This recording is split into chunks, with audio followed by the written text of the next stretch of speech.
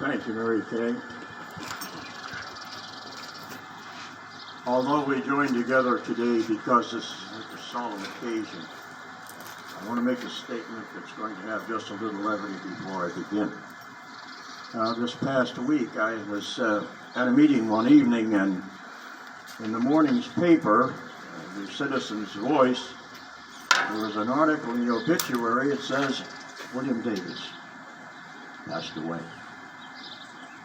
A friend of mine came over and he said, Bill, when I first read that, he said, I was a little shook up. I said, well, you don't have to worry about it. I said, but you know, half of the town of Sugar Notch was dancing in the streets when they read the paper this morning. Folks, it's a pleasure to be with you again on this beautiful, beautiful day. As we come to honor those who have given their ultimate sacrifice to allow us to stand here today as free men and women, to say just about anything we please without the fear of being arrested, put in prison, and in some countries a lot worse than that. God has been good to Sugar Notch. You know, as we get older, we realize that the people who have been around here for a long time, that we came to honor today, those who have passed on, many were, although we call them friends and neighbors, they're actually like family. Little town like Sugar Notch, people are blessed. Because in the old days, you knew just about everybody. And again, I say, if somebody had the needs, everybody was here for everyone else, just like family. As we honor those who have passed before us, I read the other day, when we talk about those who have gone on, that Arlington Cemetery comprises 624,000 acres. My friends, can you imagine all of the people that have given their ultimate? And we're here because of them today. And to honor them, and to thank them, and to thank God for what they have given for us.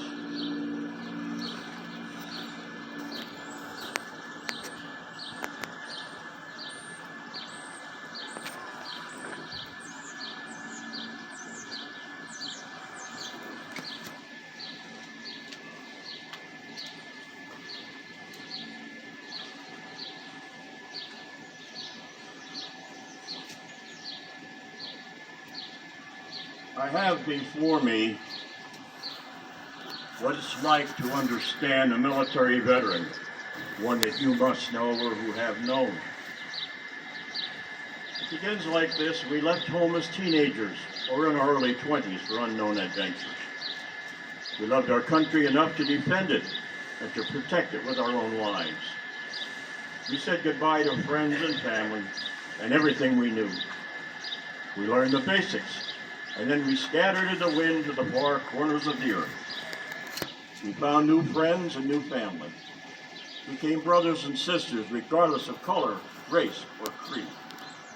We had plenty of good times, plenty of bad times. We didn't get enough sleep.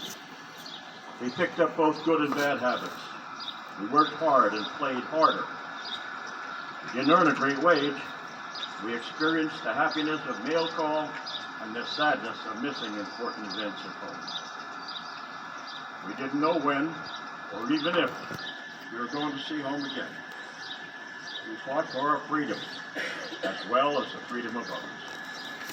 Some of us saw actual combat, and some of us didn't.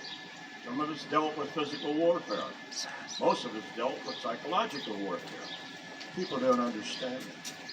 They don't understand when a veteran wakes up at 3 o'clock in the morning, all excited, nervous, and shaking, and not understanding why. Those who have been there, they understand. We have seen and experienced and dealt with the things that we can't fully describe or explain, as not all of our sacrifices were physical.